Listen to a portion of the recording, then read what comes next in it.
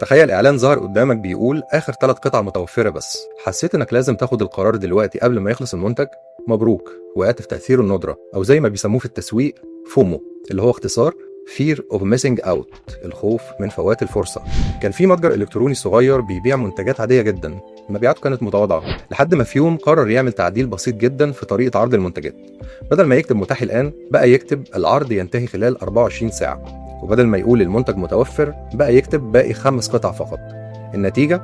المبيعات انفجرت بنسبة 300% في أقل من شهر، لأن العملاء لما حسوا إن المنتج ممكن يخلص بدأوا يشتروا بسرعة قبل فوات الأوان.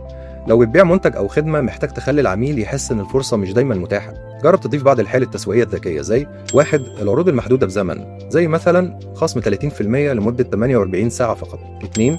تحديد عدد المنتجات، زي مثلا آخر 5 أماكن متاحة في الكورس. 3. إضافة عداد تنازلي على موقعك، العميل لما يشوف الوقت بيجري بيقرر أسرع. الناس بتكره تحس إنها ضيعت فرصة، ولو استخدمت تأثير الندرة بذكاء هتضاعف مبيعاتك. محتاج استراتيجية تسويق تخلي جمهورك يتحرك فورا بدل ما يأجل القرار؟ اتواصل معانا دلوقتي والحق خصم 20% لمدة 24 ساعة قبل ما يخلص.